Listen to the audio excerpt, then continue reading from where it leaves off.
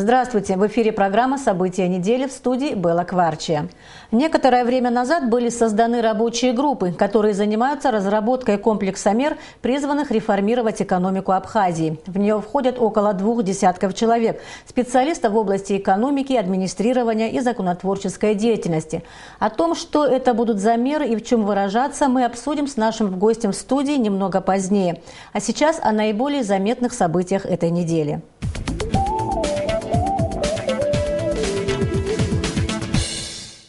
Первые шаги для возврата кредитного долга сделаны. Об этом заявил исполняющий обязанности первого вице-премьера Шамиль Адзинба 30 марта. 5 миллионов уже возвращено государству. При этом более 30 должников обратились в правительство с просьбой об отсрочке выплаты кредитов. Кредиты выдавались по льготной ставке 6-8% годовых сроком на 2-3 года на развитие среднего и малого бизнеса. Размер кредитов для одного лица колебался от 30 тысяч рублей до 8 миллионов рублей. 31 марта состоялся съезд партии «Форум народного единства Абхазии». С оценкой общественно-политической ситуации в стране выступил сопредседатель ФНА Даур Аршба. Выступление президента Абхазии, многолетнего лидера ФНА Рауля Хаджимба, касалось разных аспектов. Он отметил, что нынешняя власть восприимчива конструктивной и справедливой критике, но не признает обвинений в ее несостоятельности, так как объективно уже сегодня положено начало многим переменам в стране. Делегаты съезда единогласно утвердили состав политсовета партии в количестве 60 человек и проголосовали за изменения в уставе партии. Отказавшись от института сопредседательства, съезд единогласно избрал председателем ФНА Даура Аршба. 31 марта прошло заседание правительства Абхазии, на котором рассматривалось около десятка вопросов. Среди них о ситуации в рыбной отрасли, о добыче водных биоресурсов и о пользовании участками недр в проймах рек. Одним из первых члены правительства рассмотрели вопрос общереспубликанской сельскохозяйственной переписи. Речь идет об учете мелкого и крупного рогатого скота и птицы. Это будет касаться как государственных, так и частных ферм и хозяйств. Перепись будет проводиться с 1 по 31 октября. На это выделяется 18 миллионов рублей. В ночь на 31 марта в одном из тоннелей близ Нового Афона столкнулись товарный состав и электропоезд. К счастью, обошлось без жертв. Однако железнодорожным путям был нанесен ущерб. По имеющейся информации, электричка, следовавшая из Сочи в Сухум, столкнулась с электровозом, который занимался восстановительными работами в тоннеле, в результате чего электровоз сошел с рельсов. Железнодорожные пути повреждены на расстоянии примерно 70 метров. Транспортная прокуратура приступила к выяснению всех обстоятельств происшествия. 1 апреля началась весенняя сессия Народного собрания. На первом заседании депутаты рассмотрели 16 вопросов. Первым обсудили проект закона об увековечивании памяти первого президента Абхазии. Согласно проекту закона будут учреждены специальные награды и премии имени Ардзинба. Ряд законопроектов был отправлен на доработку. Среди них о праве на доступ к информации и о лицензировании отдельных видов деятельности. Парламент принял постановление о досрочном прекращении полномочий депутата Артура Миквабия в связи с его назначением премьер-министром. Проблемам и перспективам развития Чимчирского района посвящена прошедшая 2 апреля встреча президента Рауля Хаджимба с общественностью района. Президент подчеркнул заинтересованность в максимально открытом обсуждении существующих в районе проблем. По его словам, сегодня один из главных ориентиров для исполнительной власти – это стремление учесть пожелания и предложения граждан для принятия верных решений. Власть на местах должна сама решать эти задачи в большинстве своем. И мы сделаем так, чтобы таких возможностей у районных администраций и собраний было бы больше. Поэтому мы говорим о необходимости внесения соответствующих изменений в то законодательство, в те конституционные нормы, которые регулируют вопросы взаимоотношений местных органов самоуправления с центральными властями. За особые заслуги перед государством и народом Республики Абхазия Альберту Гаспаровичу Тополяну присвоено звание Героя Абхазии. Указ об этом 1 апреля подписал президент республики Рауль Хаджимба. Создатель и вдохновитель армянского батальона имени Баграмяна Альберт Гаспарович в довоенное и послевоенное время сделал многое для становления и развития Абхазии. С 1992 по 1996 годы он являлся заместителем председателя Верховного Совета Абхазии. 2 апреля Альберт Тополян отметил свое 80-летие. На торжественный вечер, посвященный юбилею героя, пришли президент Рауль Хаджимба, члены правительства, парламентарии и ветераны. Градостроительный совет при Сухумской городской администрации обсудил проекты некоторых многоквартирных домов. По мнению архитекторов, немаловажно, чтобы эти объекты вписывались в облик столицы. Также члены совета предложили выделять первые этажи новых многоквартирных домов объектам торгового и социально-культурного назначения. Поднимались на совещании и вопросы размещения рекламы в парках города. Такая деятельность запрещается, так как эти объекты относятся к памятникам культурного наследия. Кроме того, в проектах должны содержаться элементы для беспрепятственного передвижения людей с ограниченными возможностями. Что у нас сейчас в комплексный план включены реконструкции многих школ, общественных образовательных учреждений, проводится реконструкция нашего госуниверситета. И пока в этой реконструкции, которую я вижу, что там проводится, не предусмотрена такая ситуация, чтобы там обучались люди с ограниченными физическими возможностями. 3 апреля депутаты Народного собрания Валерий Агарба, Беслан Свинария и Юрий Зухба провели пресс-конференцию в Арсмира. Депутаты рассказали журналистам об итогах своего визита в Москву, который состоялся по приглашению главы Русской Православной Церкви Кирилла. Они сообщили, что в ходе встречи обсуждались вопросы раскола Абхазской церкви и ее дальнейшего статуса. В частности, обсуждалась проблема изменения статуса церкви с общественной организации на религиозную. Журналистов интересовал вопрос, не потеряет ли церковь при изменении ее статуса части имущества. Во владениях Абхазской церкви находятся около 40 храмов и церквей. 3 апреля спасатели обнаружили тело 46-летнего первого заместителя начальника Уральского таможенного управления Вадима Мясникова, утонувшего 31 марта на озере Рица. Поисковая операция продолжалась 4 суток. Был привлечен спасательный отряд Южного регионального управления МЧС России по Краснодарскому краю. На дно озера Рица была опущена специальная подводная камера с дистанционным управлением. Спасателям удалось обнаружить тело погибшего на глубине 35 метров. Тело увезли в бюро судмедэкспертизы Гагарского района. 3 апреля ветеринарная служба Абхазии приступила к ежегодной профилактической работе. Сотрудники ветеринарной службы ведут работу по всем районам по вакцинации домашних животных. Кроме того, в Галском районе активно ведется работа по вакцинации животных от ящура. Провести вакцинацию от таких болезней, как ящур, сибирская язва, бешенство, крайне необходимо, объясняют специалисты. По их словам, эти болезни опасны для жизни человека. Вакцины мы завезли в том количестве, которое мы, как говорится, можем освоить, наша служба может освоить. Вся вакцина раздана по районам.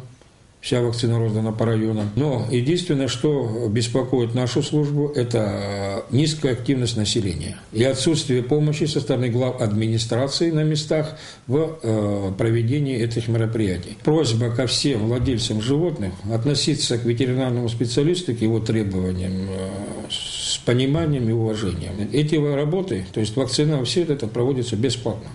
Досрочные выборы в парламент республики по Сухумскому избирательному округу номер 6 назначены на 24 мая. Об этом 3 апреля сообщила Центральная избирательная комиссия. Ранее парламент прекратил полномочия депутата Артура Микваби в связи с назначением премьер-министром. По данным ЦИК, в списке избирателей 6-го округа около 5000 человек. Уже с 4 апреля, согласно календарному плану, могут регистрироваться инициативные группы по выдвижению кандидатов в депутаты Народного собрания. 3 апреля Академия наук Абхазии подвела итоги работы за прошедший 2014 год и обсудила планы на будущее. В большом зале заседаний Кабинета министров собрались представители научной элиты Абхазии, аспиранты, преподаватели вузов и студенты. На общем собрании присутствовал глава государства Рауль Хаджимба. Свои научные работы представили подведомственные учреждения. Также было презентовано техническое устройство по изготовлению эфирных масел. 4 ученым была присуждена премия имени Георгия Дзадзария. 3 апреля Следственным управлением Генеральной прокуратуры Республики Абхазия в отношении генерального директора Южная строительная компания Вадима Матуа и субподрядчика индивидуального предпринимателя Инала Барганджи возбуждено уголовное дело по подозрению в присвоении денежных средств в особо крупном размере по части 4 статьи 157 Уголовного кодекса Абхазии. По данным прокуратуры, Вадим Матуа при выполнении обязательств по государственному контракту, заключенному между Министерством образования Абхазии и Южной строительной компанией на строительство детского дошкольного учреждения, расположенного по адресу город Гудаута, улица Гагарина, 24, по предварительному сговору с Барганджи путем присвоения совершил хищение чужого имущества, бюджетных средств на общую сумму более 7 миллионов рублей. Ранее, 26 марта этого года, в отношении Вадима Матуа и Инала Барганджи было возбуждено уголовное дело по факту присвоения денежных средств в сумме более 46 миллионов рублей. Предварительное следствие по делу продолжается в Следственном управлении Генпрокуратуры Абхазии.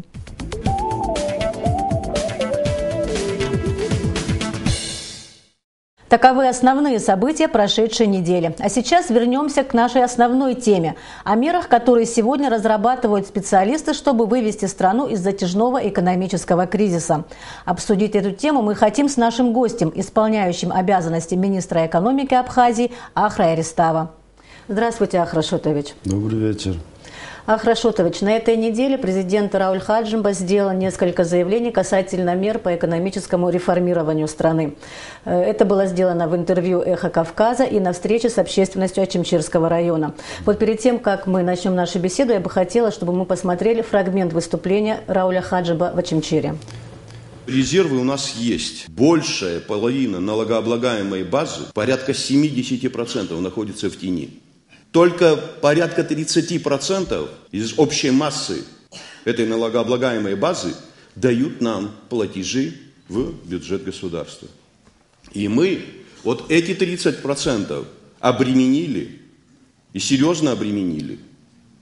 И поэтому эти категории предприятий, юридические, то есть лица и физические лица, потом, понимая, что все это легло бременем на них, начинают уходить от установленных норм по налоговым платежам. Ахра, на встрече в Очимчире президент, в частности, сказал, что готовится ряд реформ по выводу экономики из тени. Вы входите в одну из рабочих групп, которая этим занимается. Скажите, пожалуйста, какие шаги уже предпринимаются? Речь идет о ряде законодательных мер, в первую очередь направленных на защиту национальных интересов Республики Абхазия, защиту суверенной экономической территории Республики Абхазия. Скажите, пожалуйста, на что нацелены реформы и каких результатов от них ожидают? Задача президентом поставлена значительно увеличить доходы бюджета, обеспечить прозрачность, обеспечить рост доходов населения, обеспечить создание новых рабочих мест. И при этом вторая задача – уменьшить количество налогов. Сейчас у нас их 22, что является неприемлемым для развития рыночной экономики. Их много. Работа длилась несколько месяцев. Она подходит к своему логическому завершению. Какие законопроекты готовятся? Что должно быть более усовершенствовано для того, чтобы экономика заработала? После 2008 года мы являемся независимым государством. И, конечно, вот этот ряд законов, он должен был быть принят сразу после независимости. Сейчас наше законодательство, значит, оно было адаптировано к условиям блокады. А в условиях независимого государства эти законы, без этих законов, те преимущества, которые нам дала признание независимости, нами еще не получены. То есть наш народ это не почувствовал. Поэтому это безопасность, это прозрачность. На это направлен закон о валютном контроле, который обеспечит взаимодействие между Банком Абхазии, таможней, налоговой. Они будут вместе видеть единую цельную информацию по денежно-товарным операциям. Это обязательно даст эффект и бюджетный, и экономический, и в вопросах доходов населения, и облегчит планирование экономики в дальнейшем. Закон о противодействии легализации преступных доходов, он тоже направлен против всякого рода махинаций в финансовой сфере и в вопросах денежных потоков, есть законные, они незаконные, в вопросах обналичивания денежных средств. И, значит, для власти и для тех, кто хочет вкладывать деньги в нашу экономику. Он уже будет видеть реальную картину. Законы, касающиеся, значит, налоговой сферы, они тоже направлены на упростить. Речь идет и о реформировании самих служб, и налоговой, и таможни. Какие мероприятия проводились для мониторинга ситуации в налоговой сфере? И какие выводы потом были сделаны? Анализ проводился глубокий, и косвенный, и прямой, с привлечением, в первую очередь, нашей управления статистики, самой налоговой службы, таможенного комитета.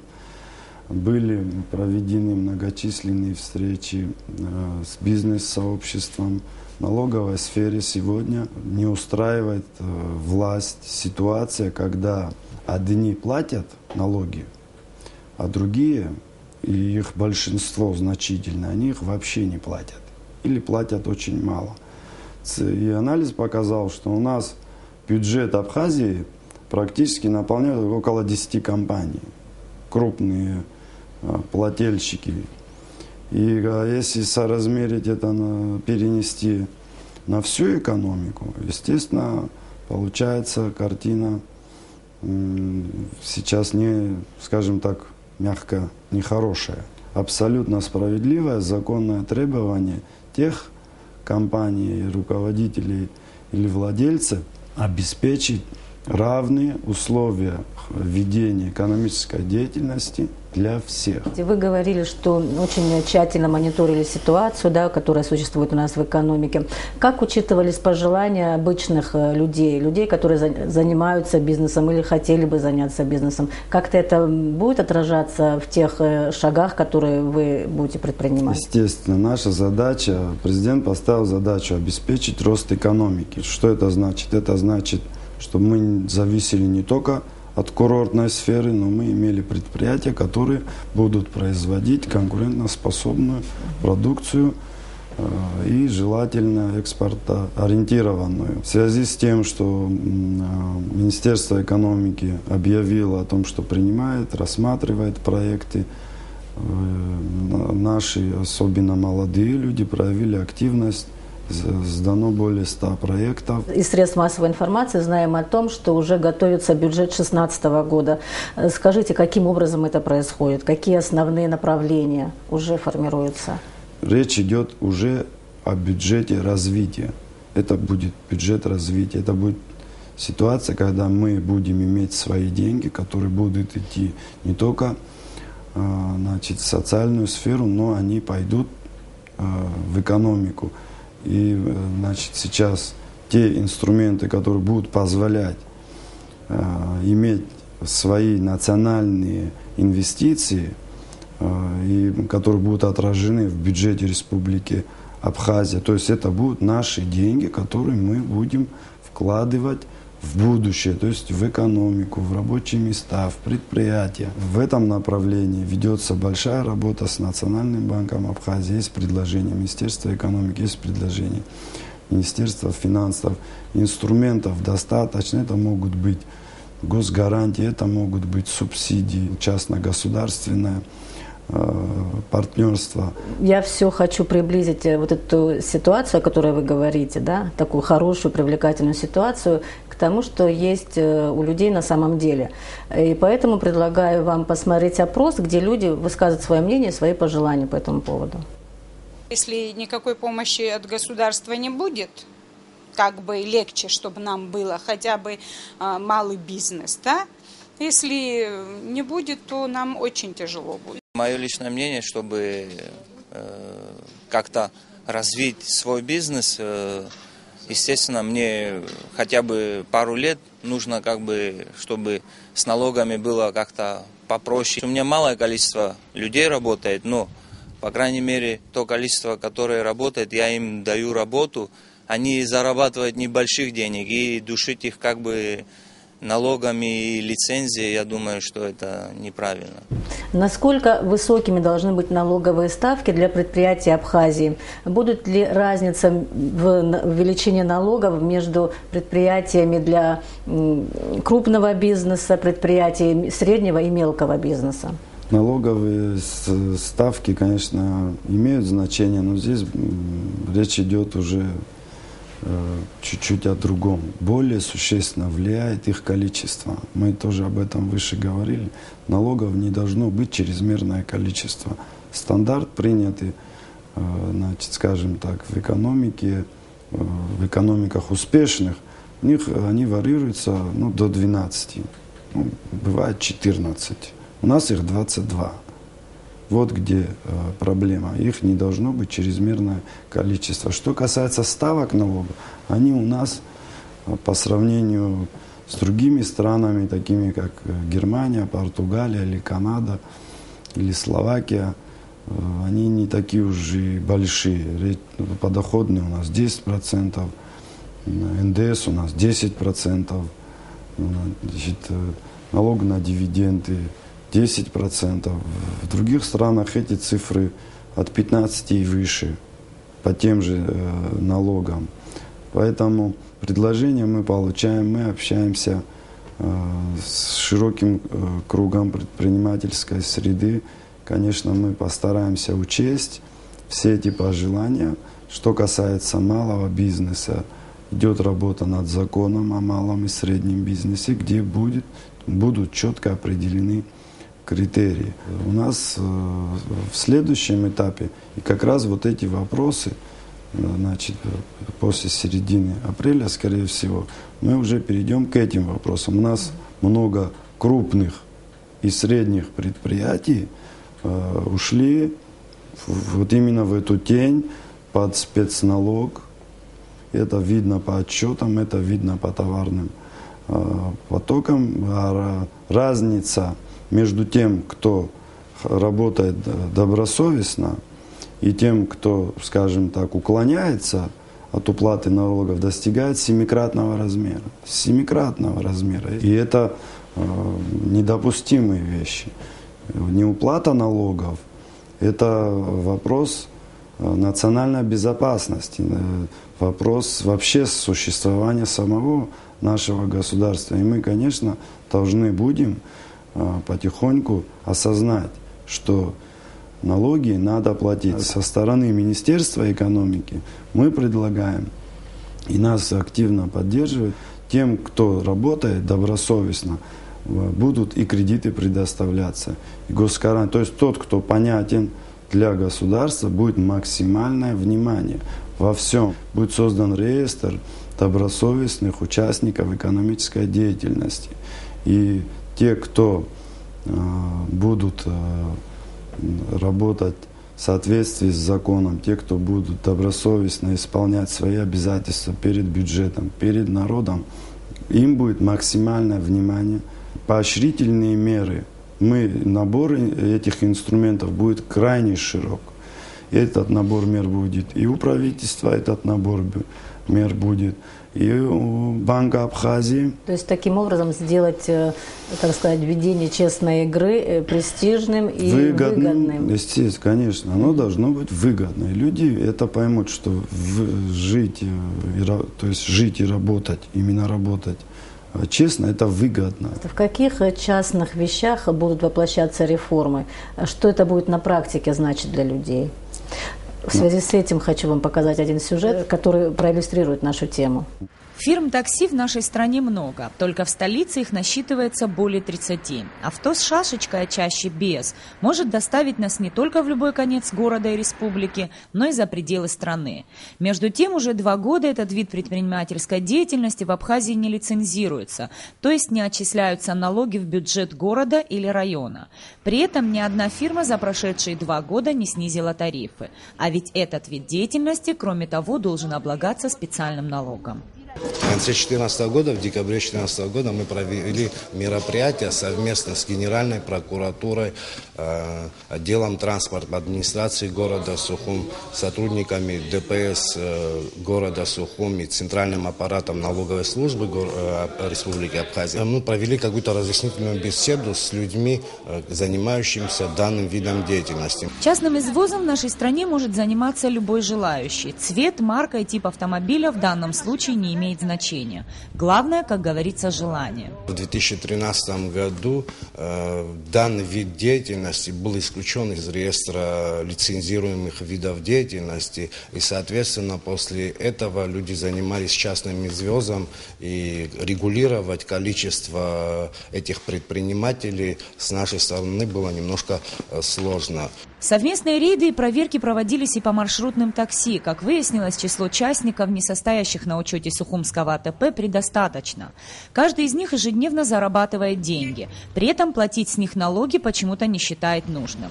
А значит, бюджет только Сухума ежегодно недополучает довольно приличную сумму. Тех физических лиц, занимающихся оказанием пассажирских перевозок и грузоперевозок, встали на налоговый учет и, соответственно, своевременно платили налоговые платежи.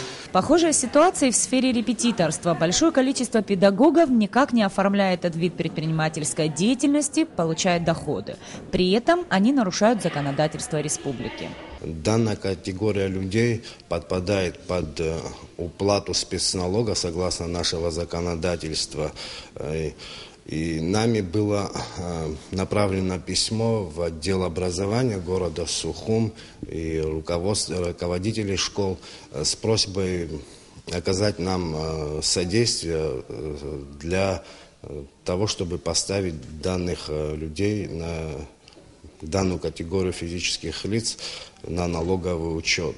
Для оформления разрешения на индивидуальную предпринимательскую деятельность сначала необходимо пройти процедуру регистрации ИП, открытия ООО или предприятия другой организационной формы. И тогда можно работать, платить налоги и спать спокойно.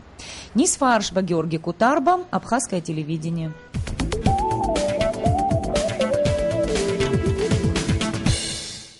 Ну вот мы посмотрели сюжет, это такой частный случай, то, о чем вы говорили, что налоги не все хотят платить, это не очень приятно, не очень бывает выгодно в наших условиях. Вот, ну, что вы скажете? Будет ли выгодно нашим предпринимателям держать кассовые аппараты, платить налоги и прочее?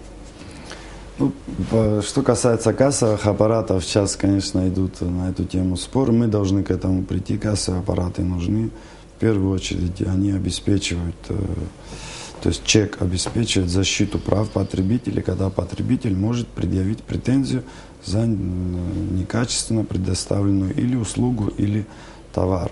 Значит, этим вопросом тоже Министерство экономики занимается. Что касается, опять же, малого бизнеса, что касается перевозок пассажирских, будь то автобус, будь то такси, что касается выносной торговли, буквально вчера вечером было очередное, значит, совещание по этому поводу. И, скорее всего, есть предложение Министерства финансов эти виды деятельности, как малое предпринимательство, обеспечить патентированием, выдать патент. Значит, неважно, это на автобусе человек возит людей или на такси, или это выносная торговля, чтобы вот он получил патент, оплатил его, чтобы его никто не беспокоил. То есть это будет выгоднее для государства? Это будет выгоднее и для государства, и для предпринимателей малого бизнеса. Государство, малый бизнес не воспринимает, мы это уже доказали, как источник пополнения бюджета.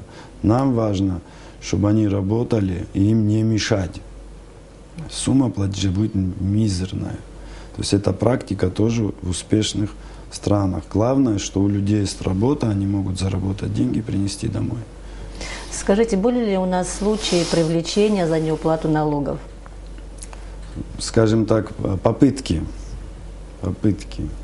Ну, я интересовался, значит, попытки были, но уголовного, вот чтобы в суде было, да, решение суда, я лично, то есть я не слышал.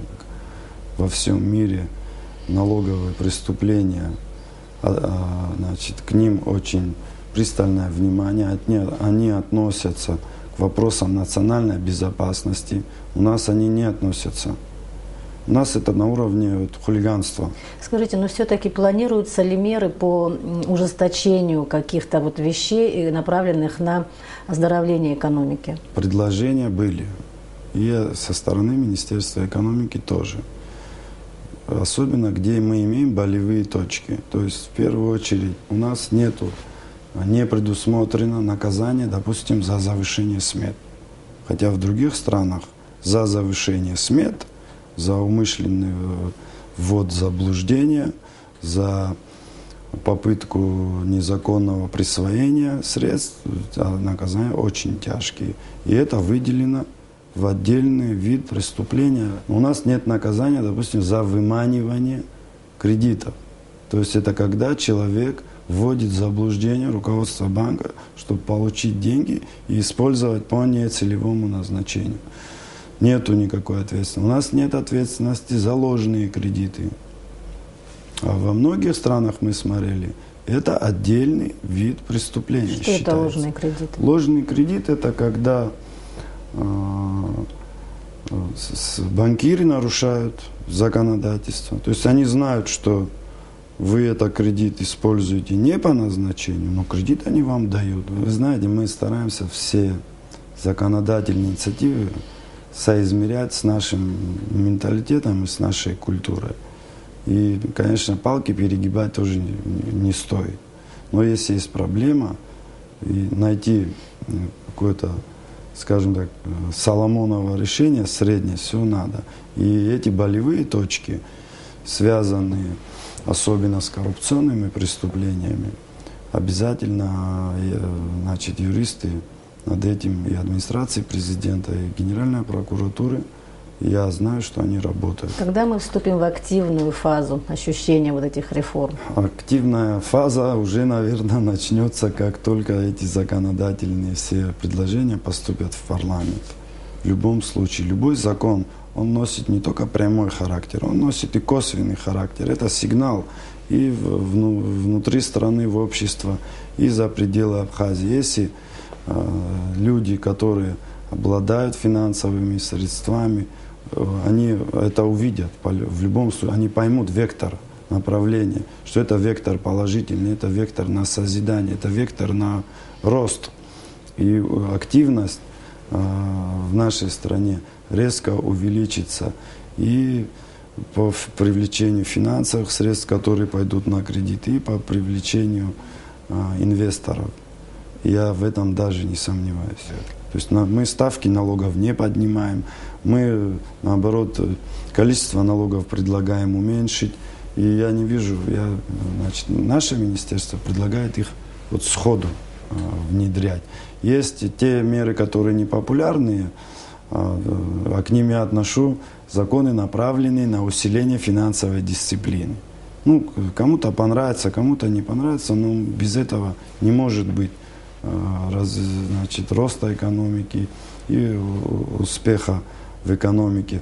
Может быть, те меры, которые ужесточают, вот их, может быть, на 6 месяцев, но не более, ввод их можно будет отложить.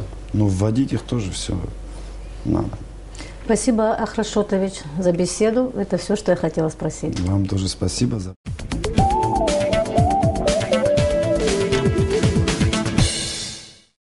Напоминаю, что в гостях программы «События недели» был исполняющий обязанности заместителя министра экономики Ахра Ристава. А сейчас о новостях субботы 4 апреля. В столице прошли выборы депутатов Сухумского городского собрания. Выборы проводились в связи с досрочным сложением полномочий депутатов от округов номер 2, 3, 6, 12 и 19. На 5 депутатских мандатов претендовали 12 кандидатов. О том, как проходили выборы, в репортаже Симы Аргун. Субботним утром жители столицы выбирали депутатов. С 8 утра голосование началось на всех избирательных участках.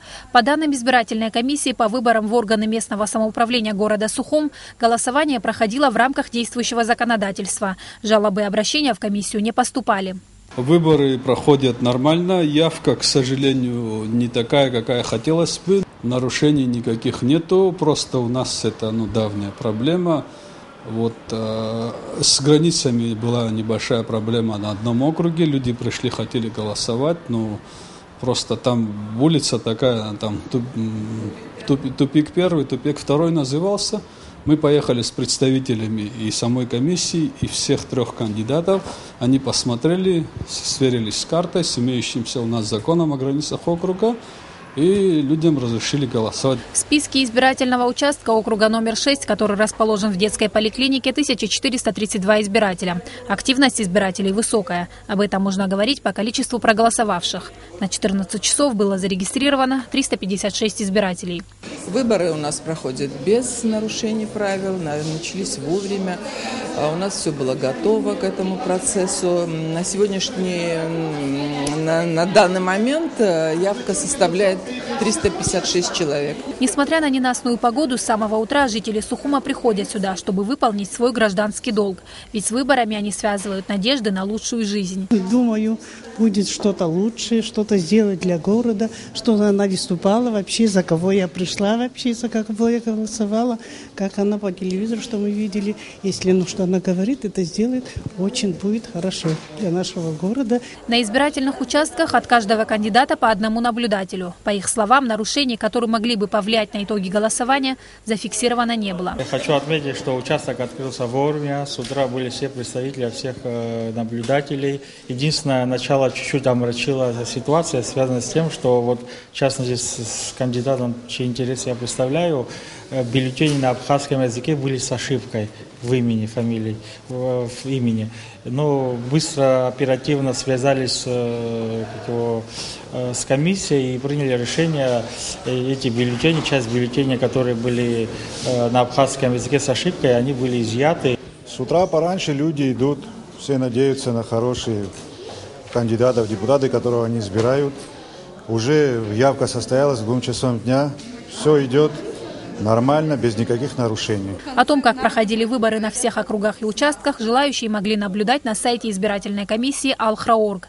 Там же будет висеть информация об итогах голосования. Сима Аргун, Артур Каландия, Абхазское телевидение. Намечено на 4 апреля 2015 года подписание договора субаренды здания «Универсам Гагра» между СП ООО «Континент-М» и ООО «Абхазская строительная группа» сорвано по причине отказа Игоря Варова. Об этом сообщила администрация Гагарского района. Как говорится в сообщении, районные власти прилагали максимальные усилия для урегулирования разногласий и возобновления функционирования торгового комплекса «Континент», находящегося в государственной собственности. Все многочисленные предложения, замечания к проекту договора субаренды, представленные Игорем Варовым, в полном объеме были отражены в договоре.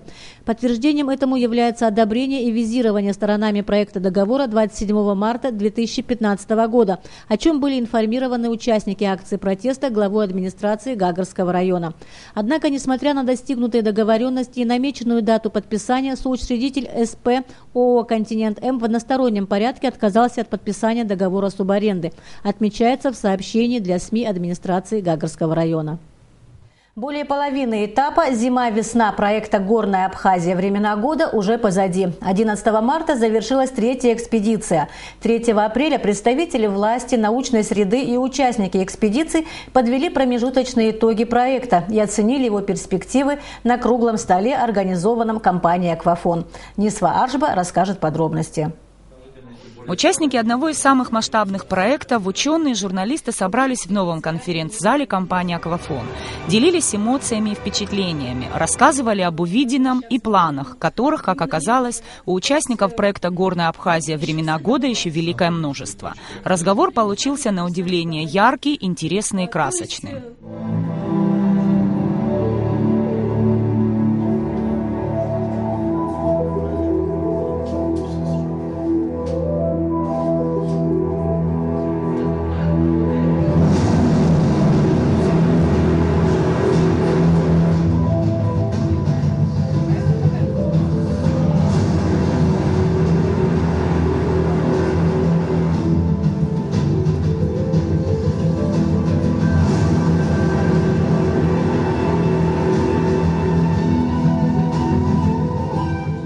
Одна из главных побед – это то, что о Горной Абхазии путем интернета, телевидения и других информационных средств узнали миллионы людей. И несмотря на то, что предстоит узнать еще очень многое об абхазской природе, уже на данном этапе удалось осветить ранее неизвестные ее грани. За время тех 3 экспедиций, которые мы уже провели, у общественности и у наших экспертов возникло очень много вопросов. Они хотят поделиться своим опытом.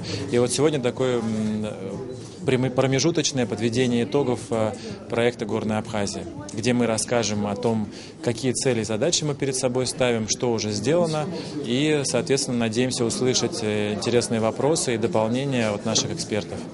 Горная Абхазия стартовала в начале февраля и за это время набрала большую популярность. Горная Абхазия «Времена года» – уникальный проект, и это отметили все участники круглого стола. Подобного рода проект, он уникален с одной стороны, с другой стороны, он не просто представляет собой экспедицию, он представляет собой открытие Абхазии в наиболее интересные и неизвестная часть сезона. Дело в том, что зима в Абхазии является как раз-таки наименее изученной с точки зрения не только науки, но и, как выяснилось, эстетики. И именно эта часть экспедиции, ее эстетическая часть экспедиции, пожалуй, является на сегодняшний день, может быть, самой ценной, самой привлекательной. Государство и далее будет поддерживать проект, ведь его цель – открыть красоту высокогорной Абхазии широкому кругу людей. Абхазия более чем на 70% – это горы. Значительную часть территории занимают национальные парки и заповедники. В каждом районе свой уникальный рельеф, уникальная красота. Полагаю, что ребята сделали действительно большое дело. Завидуем мы им все белой завистью. С уверенностью могу сказать, что этот проект, он выдающийся и выходит из всех остальных. И я горд, что мы были рядом, Тенгиз, с вами. Мы вам помогли и в дальнейшем во всем будем вам содействовать. Генеральным спонсором проекта «Горная Абхазия. Времена года» компания «Аквафон» стала с самого начала. Главная цель – показать людям невероятную красоту зимних гор Абхазии. Я думаю, что мы будем помогать этому проекту, насколько нас хватит, наших сил. Я и сам с удовольствием один раз слетал туда к ребятам, когда они находились на стоянке ПЭФ. Было очень интересно.